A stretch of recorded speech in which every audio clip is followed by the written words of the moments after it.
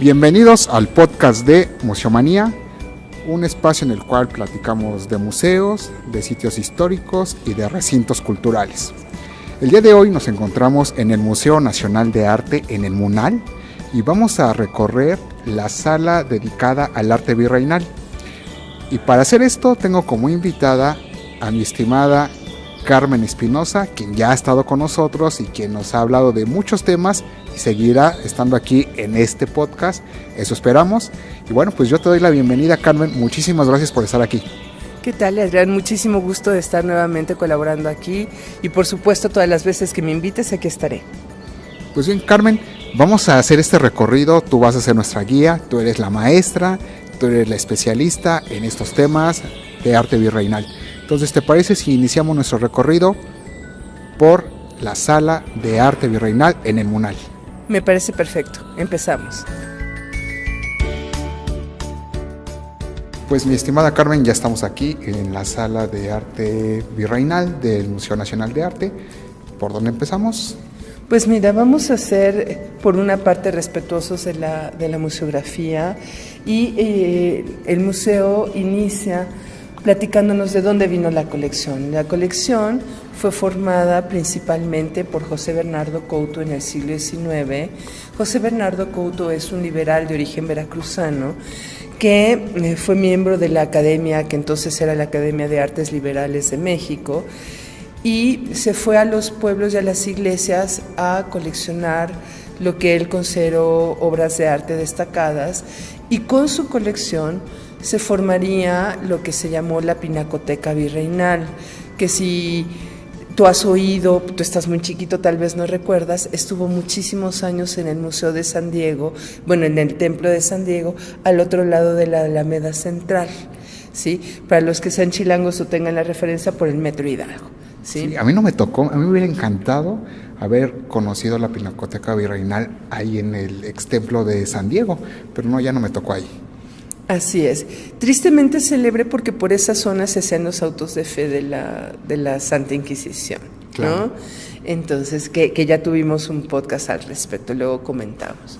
Entonces, José Bernardo Couto coleccionó muchas de estas obras, se formó la Pinacoteca Virreinal, el edificio pues estuvo muy dañado mucho tiempo y después se consideró la pertinencia de traer toda esa colección al Museo Nacional de Arte, lo cual no deja de ser muy curioso porque el Museo Nacional de Arte de inicio no consideró el arte virreinal entre su colección.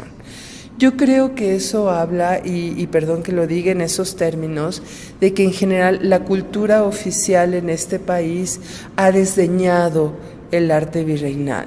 Simplemente ustedes comparen, el Museo Nacional de Antropología es un enorme edificio diseñado ex profeso en su tiempo con toda la tecnología para resguardar las piezas, en un lugar muy céntrico de la Ciudad de México, y el Museo Nacional del Virreinato pues está en un edificio padrísimo que es el ex colegio de Tepozotlán, pero está fuera de la ciudad.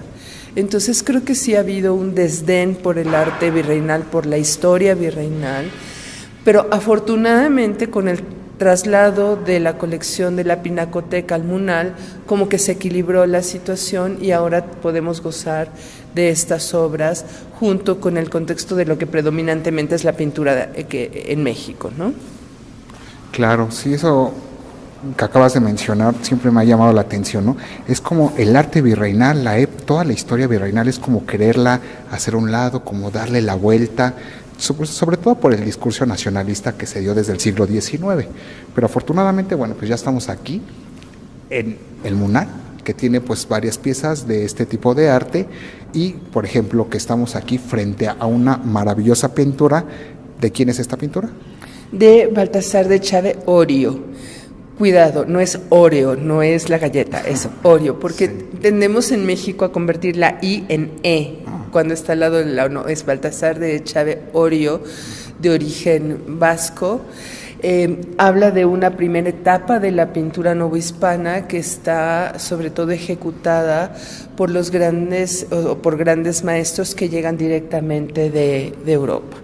Y entonces estamos hablando de Baltasar de Chávez, de Andrés de la Concha y de Shimon Pereins, ¿no?, que fue también acusado por el Santo Oficio. Vamos a hablar un poquito de eso, pero en este caso de Baltasar de Chaveorio vamos a ver una pintura totalmente de sello renacentista, con algunos detalles que ya nos dicen que ya pasamos del Renacimiento totalmente purista y clasicista, y ya tenemos unos elementos de lo que llamamos el manierismo. ¿Qué es el manierismo? Pintar a la manera de los grandes maestros renacentistas. O sea, como que casi nos parecemos, pero no es igual, ¿no? O sea, la manera de Rafael, de Miguel Ángel. Exactamente, de Leonardo, de los grandes, pero como que ya no nos sale de la misma manera. ¿Por qué no nos sale? Porque ya hay innovaciones, ya hay licencias que de ninguna manera se hubieran tomado Miguel Ángel y Leonardo, ¿no?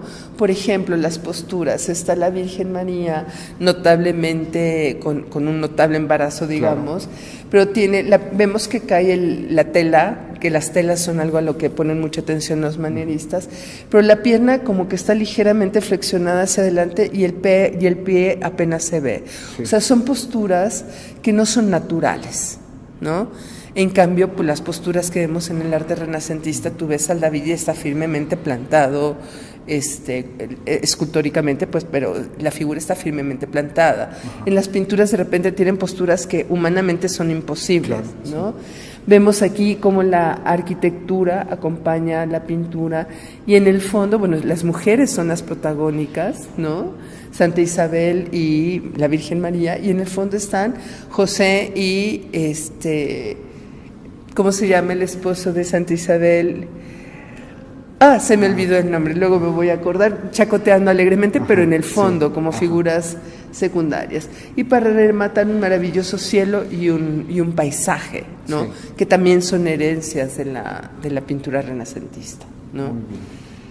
Ahora vamos a observar otra pintura, y en esta ocasión estamos frente a una dama que se nota que es de sociedad rica, acaudalada, ¿no? Por el traje de terciopelo, con su botonadura de oro, sus joyas discretas pero finalmente enjollada, con estas gorgueras que se ponen en el cuello y las golillas que son estas telas plisadas que se ponen en los puños. Y lo más maravilloso de la pintura, para mi gusto, es este velo que representa una transparencia, una tela transparente en la tela. A mí me parece muy interesante eso, pero sobre todo que es la única pintura seglar que hay en toda la colección. Claro. Todo lo demás es arte religioso. Así es.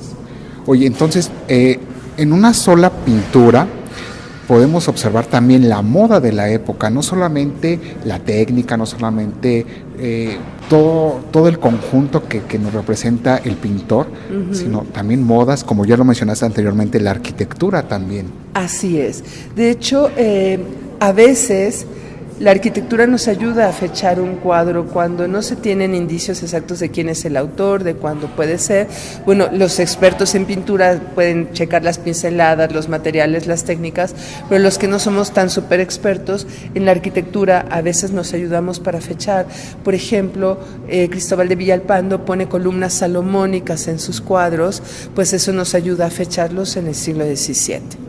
O sea, las pinturas nos hablan, las pinturas reflejan toda la cultura de una época, no nada más es el arte, nos hablan de vida cotidiana, nos hablan de costumbres. Bueno, continuamos nuestro recorrido y ahora nos vamos a detener en otra obra de arte. En esta ocasión se trata de una obra de Antonio Rodríguez, es un santo. San Agustín, para ser más precisos. Aquí me llama mucho la atención, o sea, quienes vengan a recorrer esta sala, nuestros escuchas, que no sepan o no tengan noción de los santos, ¿qué es lo que deben de observar? Por ejemplo, en este San Agustín, si yo no supiera o si no leyera la cartela, ¿cómo puedo identificar a este santo? Mira, les vamos a dar unos tips, pero la primera invitación es a que no se angustien. O sea, si no saben que es San Agustín, no es tan grave. Pero me lleva a platicar de dos cosas. Lo primero, mi abuelita si hubiera sabido que era San Agustín, no porque fuera letrada, mi abuelita apenas sabía leer y escribir, sino porque su cultura, ella creció como católica practicante y esta información ella la tenía desde el catecismo y en los sermones y en la doctrina. Entonces, ella sí hubiera sabido que era San Agustín. ¿Cómo podemos saber que era San Agustín? Bueno, sabemos que San Agustín fue obispo, para más certidumbre, obispo de Hipona, y entonces aquí tenemos que tiene su tiara episcopal, ¿no? O sea, el gorrito que usan los obispos, ¿sí? Lo segundo es que San Agustín fue doctor de la Iglesia, entonces lo tienen en una actitud de doctor de la Iglesia, es decir, leyendo y escribiendo. Él fue un gran tratadista, él sienta las bases de muchos de los artículos de fe de la Iglesia Católica. Particularmente él trata sobre el dogma de la Santísima Trinidad, y entonces por eso se le ve en esta condición de lector y de escritor, ¿sí? Entonces eso ya sabemos que puede ser San Agustín. Con estos indicios podría tratarse también de otros santos, pero nos ayudamos con la cartela y ya descubrimos que es San Agustín.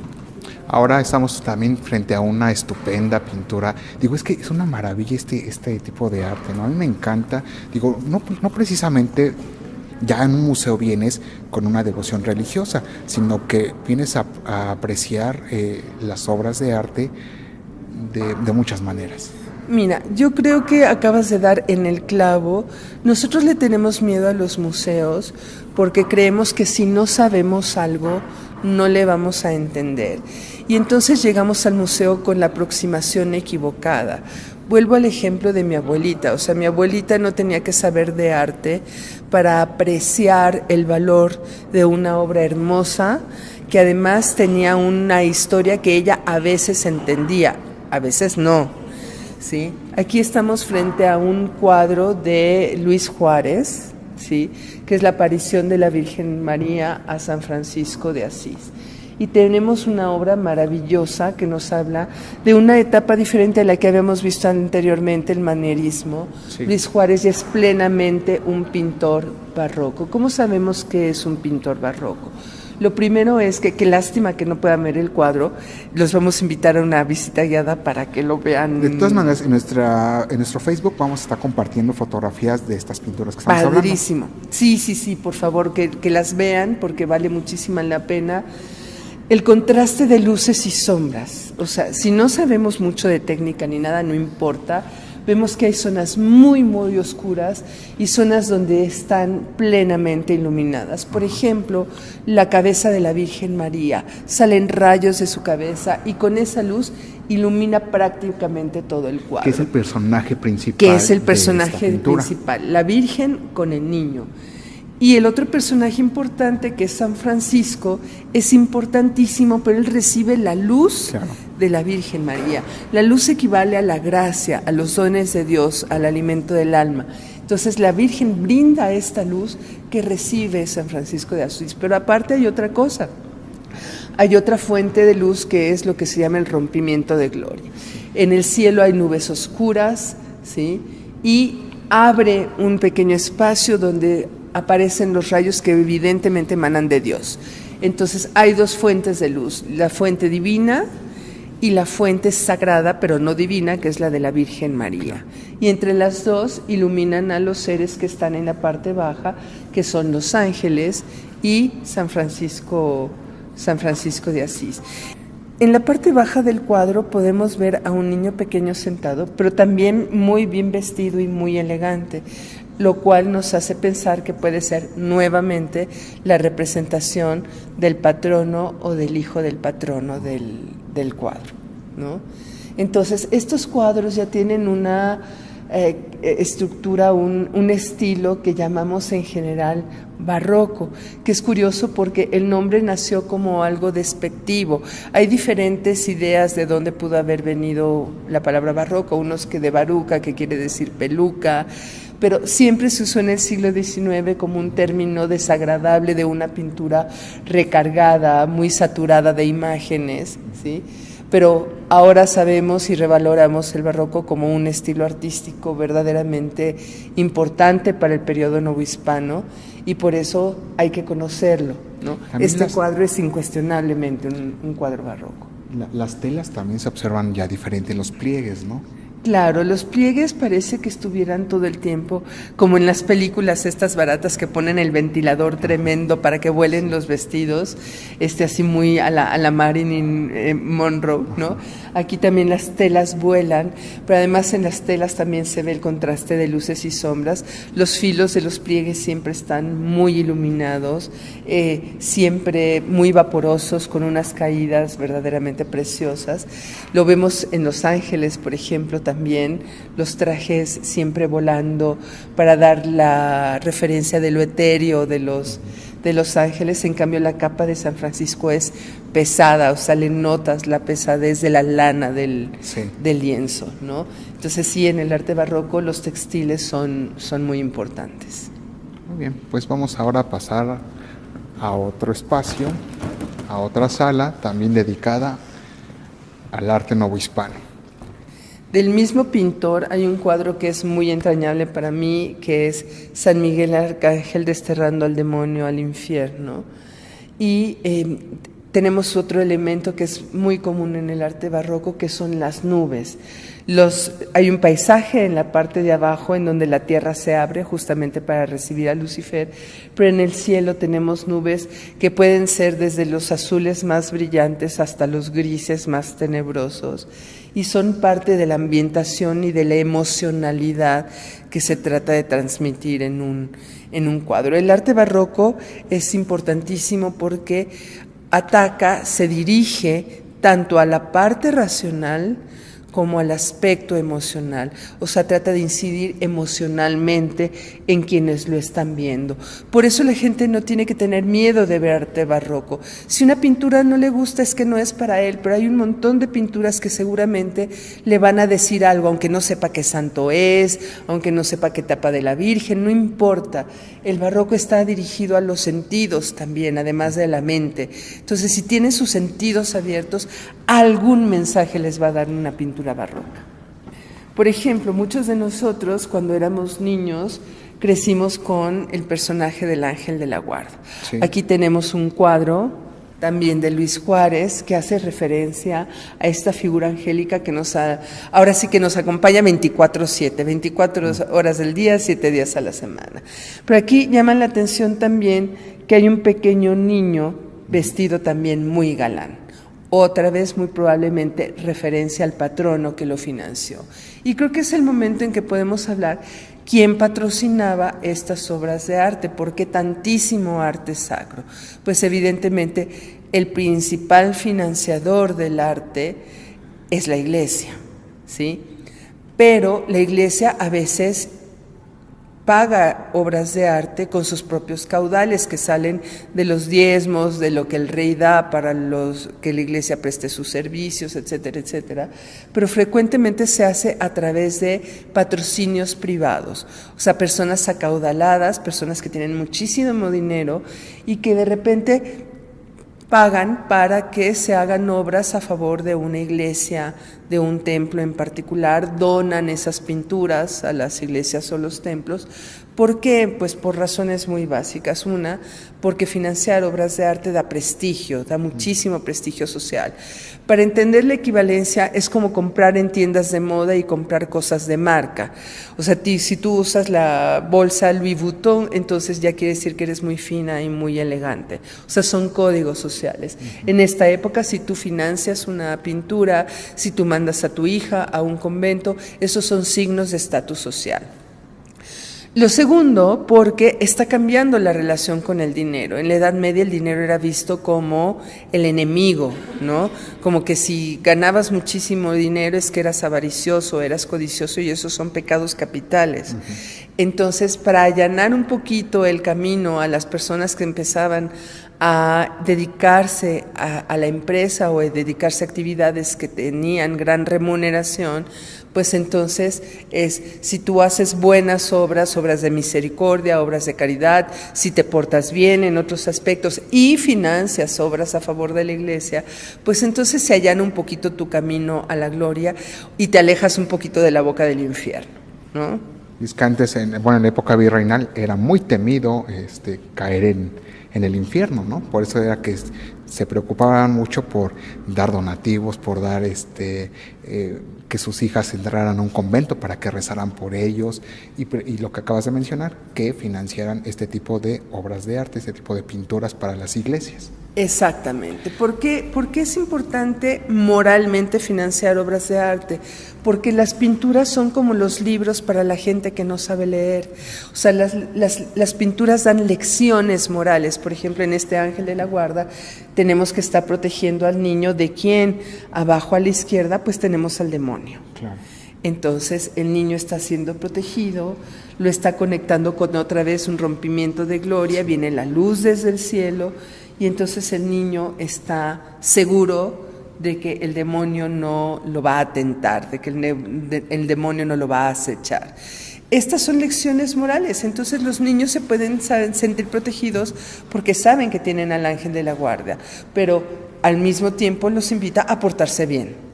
Y bueno, pues ahora estamos ante una obra también monumental, portentosa, que se trata de San Lorenzo, de Luis Juárez. San Lorenzo es un santo que vivió en la antigüedad romana cuando los martirizaban por seguir sosteniéndose como cristianos, que los emperadores estaban en contra del cristianismo y entonces utilizaban muchas formas de tormento, ¿sí? Una de ellas, la que sufre San Lorenzo, es literalmente la parrilla. O sea, es un santo asado a la parrilla, ¿sí? Que está en una plancha de metal, justamente, con el fuego, con la leña debajo de él, y él muere quemado vivo, ¿sí? Y entonces este cuadro, que no puede ser más barroco, o sea que es barroquísimo hasta lo último, una de las características de cierto tipo de barroco es lo que se llama el horror al vacío, el horror vacui. Aquí en este cuadro vemos que no hay ni un milímetro de pintura que no tenga algo. Claro. Un ángel, un soldado romano de los que lo están martirizando, la leña, el fuego, nuevamente el contraste entre luces y sombras, pero sobre todo el contraste entre el arriba y el abajo. Abajo el sufrimiento del santo, la materialidad, la corporeidad de los soldados romanos, del propio cuerpo de San Lorenzo que está siendo martirizado, su rostro al mismo tiempo en paz, pero como pidiendo clemencia, o sea, ofreciendo su compasión, sufrimiento a Dios, sí. Y arriba los ángeles músicos esperando su alma que asciende, purificada justamente por el martirio. El martirio significa dos cosas: la defensa de la fe o el reconocerse cristiano a pesar del dolor y a pesar de la muerte, y por otra parte la purificación del alma del santo. Otro de los elementos iconográficos en este tipo de pinturas es la palma del martirio, ¿no? Exactamente. Quiere decir que ese santo murió martirizado. Ajá, sí, por si no nos quedara claro la representación del dolor del santo, está en una diagonal casi atravesando el cuadro la palma, efectivamente la palma del martirio. Es la representación del testimonio de fe, o sea, del dolor que sirve para testificar que tú eres cristiano a pesar del mismo dolor, y que mueres en martirio. Y morir en martirio casi siempre, casi en automático, es morir en santidad. No siempre, pero frecuentemente es morir en santidad. Muy bien, pues ahora vayamos a observar otra pintura. Esto me llama mucho la atención porque es la representación enorme, también es un cuadro monumental, de lo que podría ser un exvoto, ¿sí? Claro, es un exvoto de un santo que murió hace varios siglos, que es San Francisco de Asís, pero de todos modos se representa la historia de unos padres que están recibiendo las enseñanzas de San Francisco, le dejan su niño a la criada para que lo cuide, y en un descuido el niño cae en el caldero hirviendo, se muere, se desmembra, y asustada la criada de que la vayan a descubrir, mete al niño en una caja. Y entonces el santo de repente tiene un súbito antojo de manzanas, y resulta que en esa caja justamente era donde guardaban las frutas. Entonces abren la caja para sacar las manzanas, que además no era temporada de manzanas, y aparece el niño sosteniendo las manzanas completamente sano. Si acaso en el cuadro se le ve un poquito más pálido que al resto de los personajes, no es tan claro si como seña de que ha vuelto de la muerte o como indicación de la luz que está recibiendo, la gracia, la fortaleza, la vida que está recibiendo del santo, que lo acaba de materialmente resucitar, ¿no? Y al fondo, como una figura estelar, pues está una representación de la Virgen María, ¿no? Para redondear, que finalmente es una escala de intermediarios, el santo con la Virgen y la Virgen con Dios, que interceden para que el niño se salve. Para que haya ese milagro. Para que haya el milagro, ¿sí?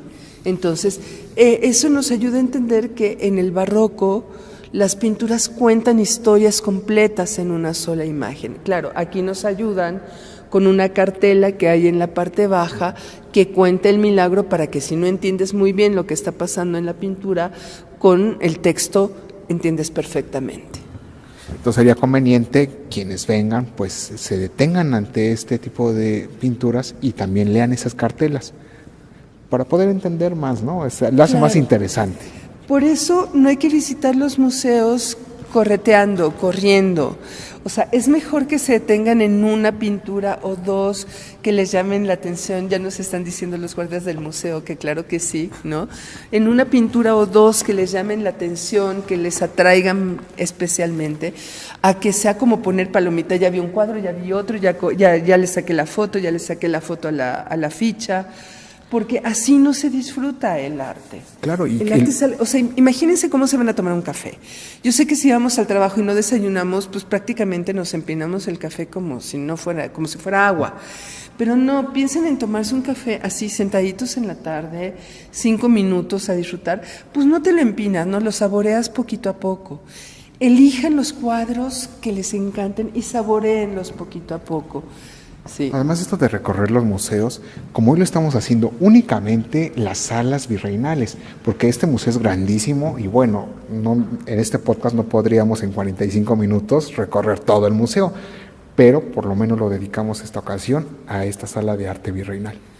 Ahora, vamos a hablar de las pinturas de el que para mí es mi pintor favorito de la época virreinal, que es Cristóbal de Villalpando. Y aquí estamos en un cuadro cuya representación a mí me encanta porque justamente nos habla de la transición entre el judaísmo y el cristianismo. Estos son los desposorios de la Virgen. ¿Por qué me encanta Cristóbal de Villalpando? ¿Qué empieza a pasar con la pintura a finales del siglo XVII hacia el siglo XVIII? Se pierde un poquito la atención al dibujo. Cuando vemos a Luis Juárez, vemos que su dibujo es muy preciso, el rostro, las manos, los límites, los contornos de las telas. El dibujo es importantísimo. Con Cristóbal de Villalpando sí es importante el dibujo, pero se vuelve mucho más importante el color y el pincel. Y tenemos, por ejemplo, un sello importante de Cristóbal de Villalpando, es que en la parte superior encontramos angelitos medio transparentes, casi difuminados, y le encanta pintar las puras cabecitas. Se ven las cabecitas con las alas. Ajá. Y los 3 angelitos que están en la parte superior son muy congruentes con este 333, ¿sí? Que está como en un sol, sí, rodeado de nubes, que es la Santísima Trinidad, ¿sí? O sea, una representación numérica y simbólica de la Santísima Trinidad. Y abajo tenemos a un levita, o sea, un sacerdote judío, que está oficiando la unión entre José y María. Tiene que ser un sacerdote judío porque María es una mujer judía, igual que José. María apenas se le nota que está preñada, tiene su cinta de que está esperando a Jesús, ¿sí? Y están ricamente enjollados, y José con su azucena, que es el signo con el cual se le eligió como esposa de María, que entre varias varas él tomó una vara que supuestamente estaba seca y en ese momento floreció, era la señal de que Dios lo elegía para ser el esposo de María, ¿no? Y unos niños que están sosteniendo justamente las capas de ambos, un niño que sostiene la capa de José y otro que sostiene la capa de María. Y otra cosa muy común en estos desposorios y en estas historias de la vida de la Virgen de Villalpando es que abajo hay como un camino de tapicería, sí, muy característico de Villalpando, pero además con flores o pétalos que caen, azucenas y otros símbolos que se relacionan con José y con la Virgen. Además, las telas también, o sea, sí, se notan los terciopelos, los pliegues del terciopelo, los bordados dorados en el manto de la Virgen, el verde característico de San José, el manto azul de la Virgen María. O sea, estamos hablando de personajes de un alto nivel, que obviamente los vincula con lo sagrado, ¿no? Más que con la alcurnia del mundo, sus telas casi señoriales los remontan a personajes que se conectan con lo divino, ¿no? Oye, Carmen, y también para identificar el autor de una pintura, en caso de que no supiéramos que es Villalpando,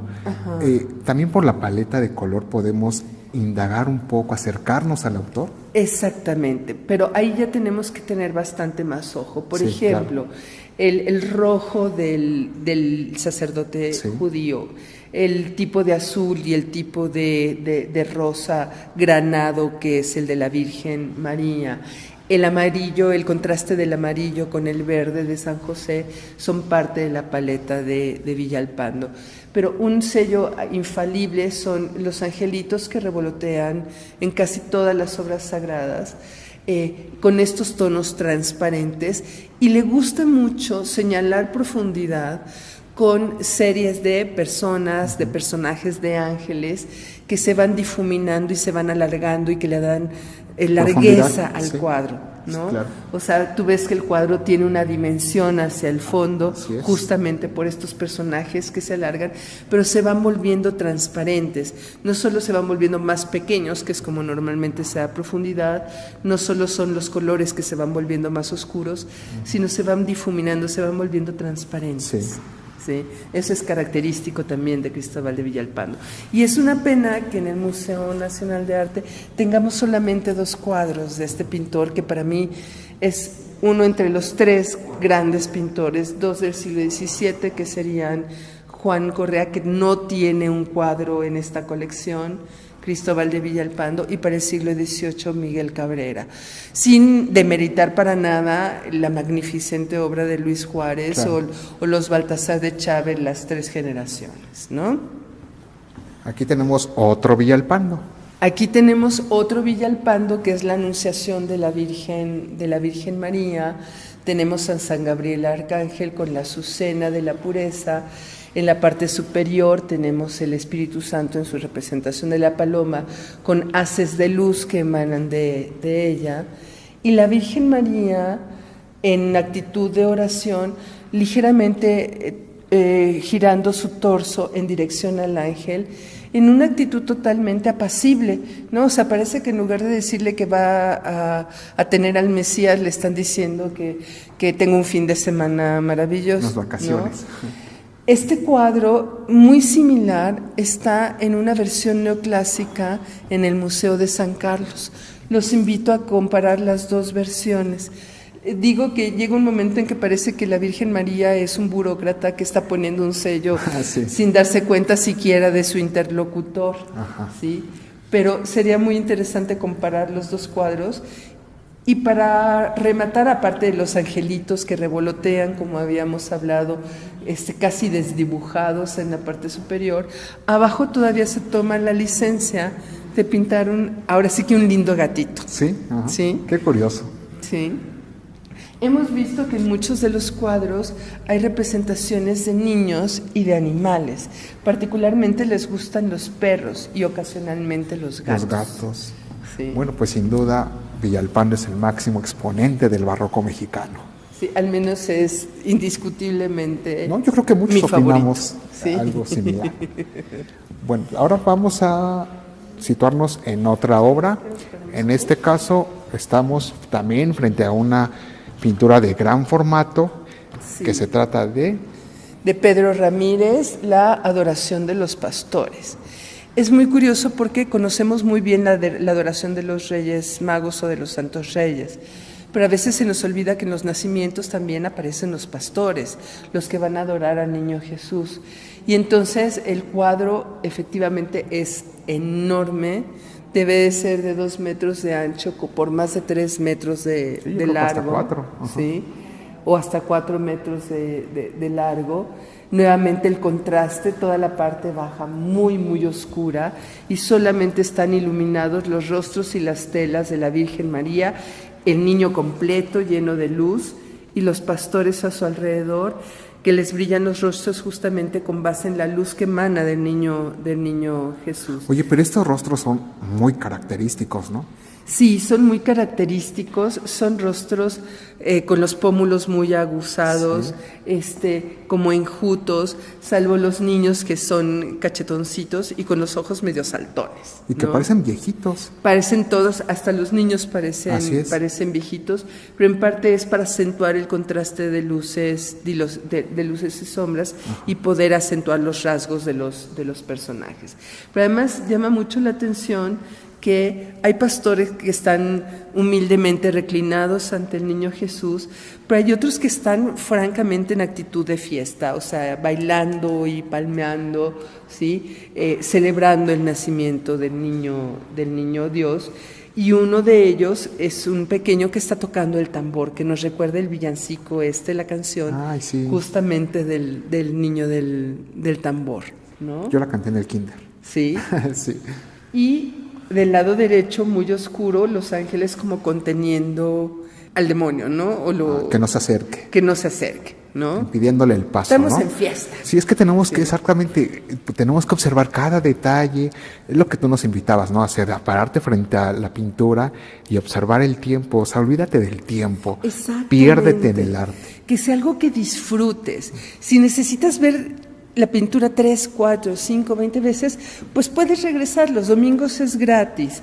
Por eso estas visitas apresuradas de selfies y de que me estoy sacando la foto en cada cuadro y ni siquiera veo la pintura, maestros, por favor no obliguen a los niños a venir a los museos, a sacar las fotos de todos los cuadros, a que les den cuántas obras hay y de qué se tratan, claro, y de qué autores.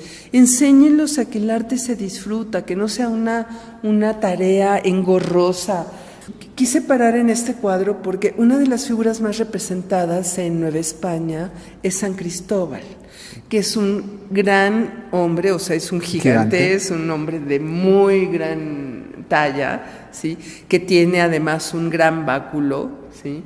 Y que, según la tradición, va a ayudar a cruzar al niño Jesús un río caudaloso. Y entonces aquí tenemos una magnífica obra, no solo está representado este gigante con su musculatura, que se nota el esfuerzo que tiene que hacer para caminar. El niño, en cambio, está así totalmente plácido y relajado, ¿no? Pero fíjate con la leyenda áurea, porque así se le conoce a las leyendas de los santos áureas, dice que ayudó a cruzar al niño, pero mientras iba cruzando el río, iba pesándole muchísimo. Ajá. Entonces se da cuenta que el niño trae cargando al mundo. Claro. Sí, por eso tenemos que realmente más que el mundo es el orbe. El orbe es el mundo, pero el mundo y el universo, o sea, las diferentes capas celestes, terrestres e infraterrestres. Ajá. ¿Sí? Entonces el niño está con el mundo agarrado como si fuera una pelota, me encanta. Sí. ¿Sí? Y mientras San Cristóbal así como, o sea, gracias, qué amable. Ya me cansé. Sí, ya me cansé. Es el santo de los transportistas. De los transportistas, claro. Sí. Pero además, o sea, muy pertinente en una Nueva España que en la época prehispánica no tenía animales de carga y en la época virreinal todavía se utiliza mucho el transporte a lomo de indio, o sea, que incluso las personas se transportan en la espalda de los naturales, ¿no?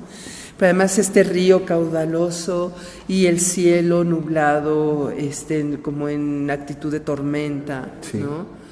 Y entonces el niño tranquilazo, no te preocupes, si está pesado el asunto, pero tú puedes con eso y más. Porque vas conmigo. Vas conmigo, exactamente. Y bueno, pues ahora estamos ante un pintor que también es de mis favoritos, Cabrera. Incuestionablemente, o sea, no solo es de los grandes pintores novohispanos, sino que además va a florecer en una época en donde realmente la pintura va a decaer en la Nueva España. Creo que por una parte cede su espacio a la escultura en la realización de los retablos barrocos que tanto conocemos, ¿sí? Y por lo tanto van a ser más requeridos los escultores que los pintores.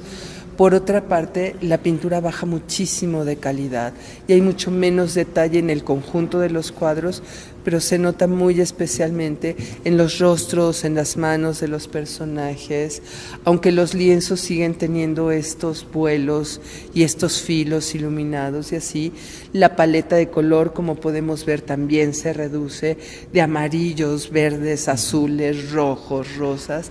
Aquí predominan los azules y los rojos. Estamos ante un magnífico cuadro que es la Virgen del Apocalipsis.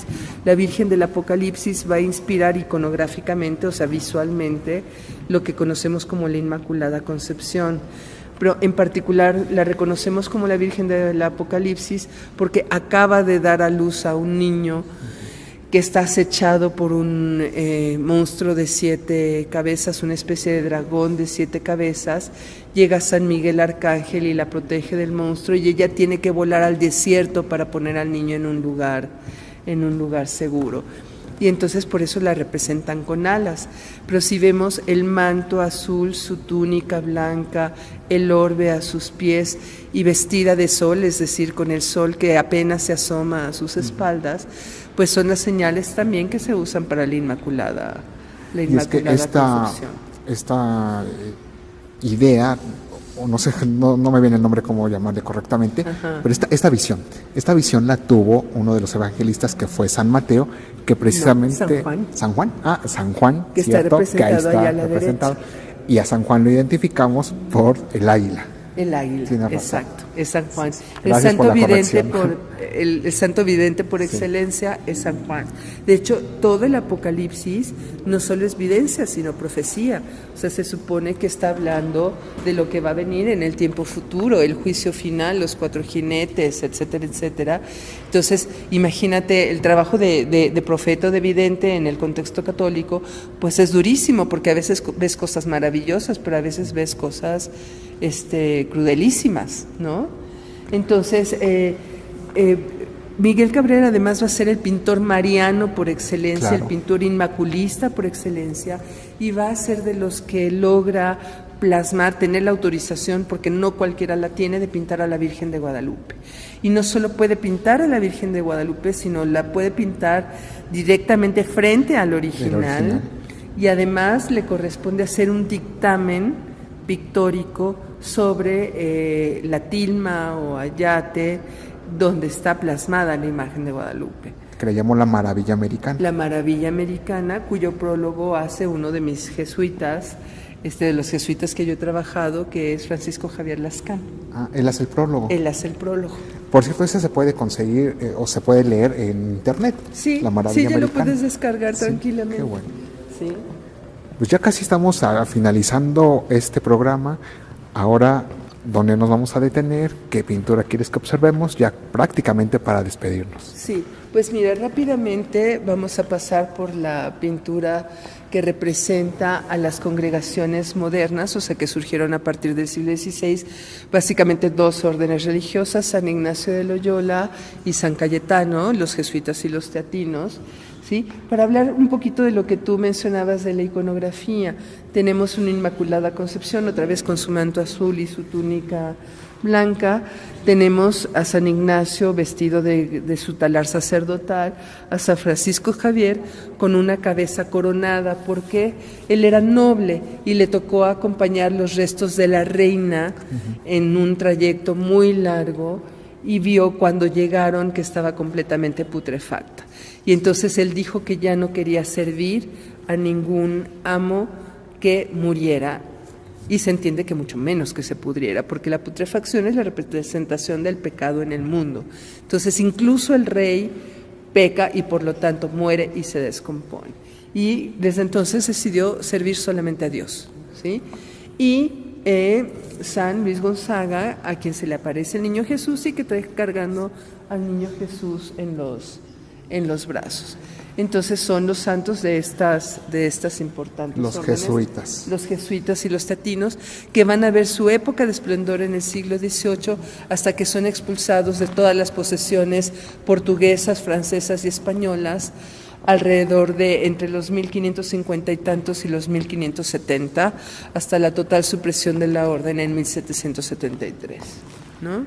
Muy bien, pues qué interesante. Ahora no sé si te propongo que nos despidamos de este episodio en esta sala frente a la pintura que tú quieras.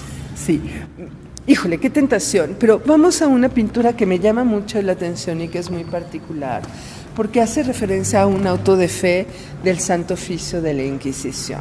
Y llama mucho la atención, muy importante, por los personajes que aparecen. Castorena y Ursúa, que es el que hace la Gaceta de México, que además es canónigo de catedral, pero es un auto de fe local que se da en un pueblo.